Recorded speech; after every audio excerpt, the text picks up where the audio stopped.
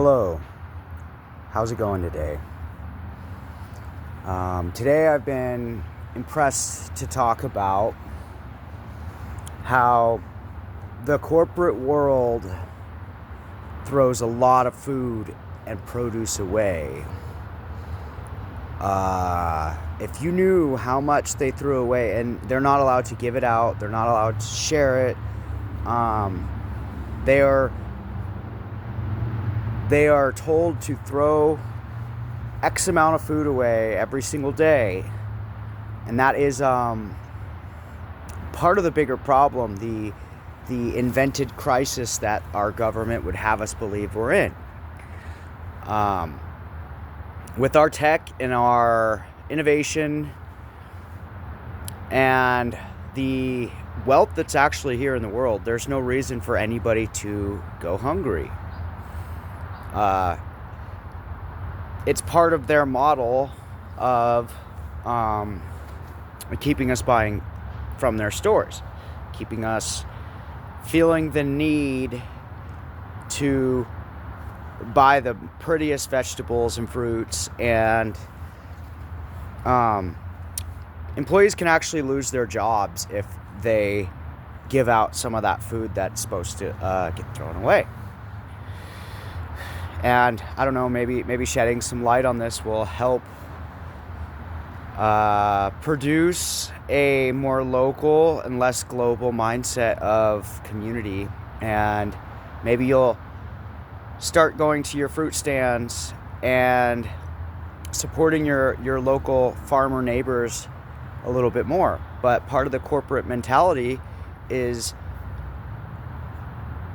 it's part of their model to throw a certain amount away and create a certain energy of lack. I don't know. I'm not going to tell you what to do, but if you really want to be the change, start shopping at your local fruit stands and your local grocery stores that shop local, because not supporting these corporations is a passive step we can take without getting a target painted on our backs. And it'll also help keep the farm industry alive, which is dying. And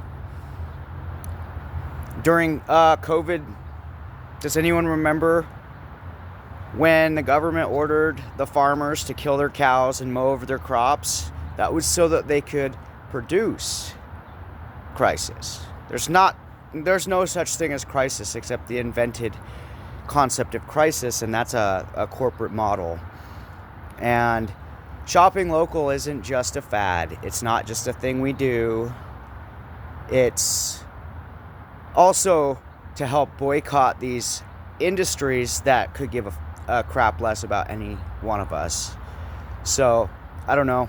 Just a few thoughts on what we can do to make an impact, besides growing as much of our own food as we can and trading with our neighbors, endorsing and supporting local businesses who are the parents of children, children that could be in the same schools as our children. And that's how we build a stronger community, is to start boycotting these corporations that have meetings about how much waste they need to have to affect their growth curve.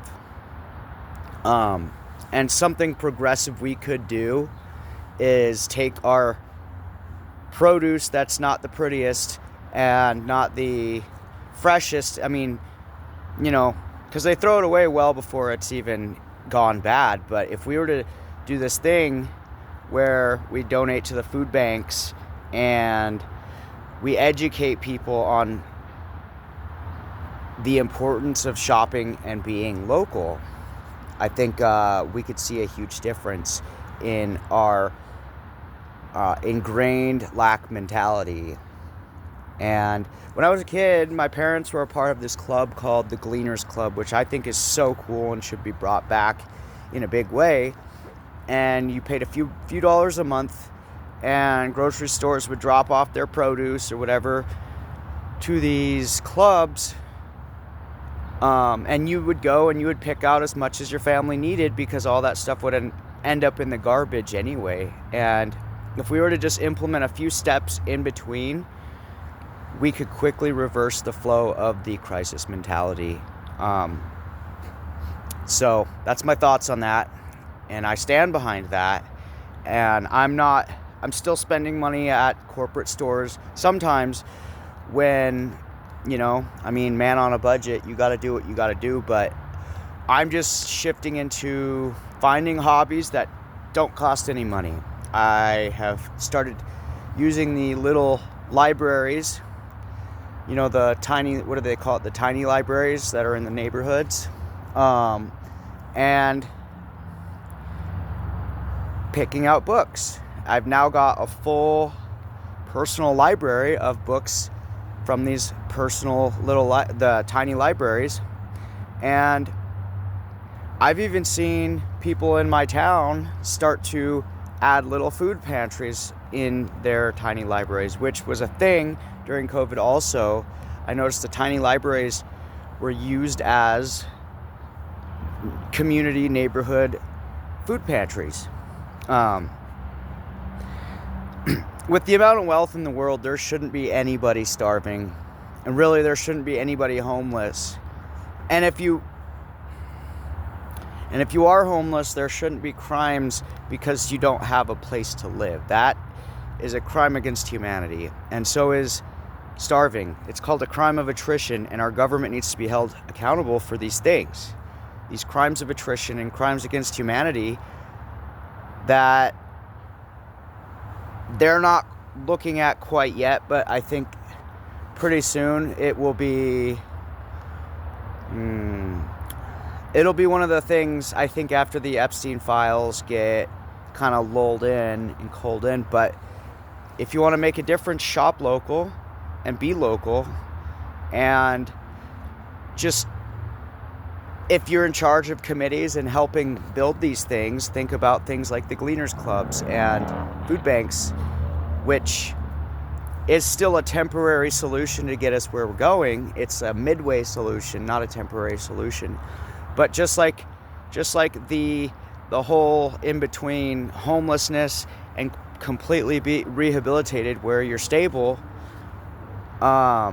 these are intentional holes that they put in our system so that if you're not paying all your money and spending all your time towards their pyramid scheme, you end up getting essentially scrutinized by law enforcement, which is also a crime against humanity.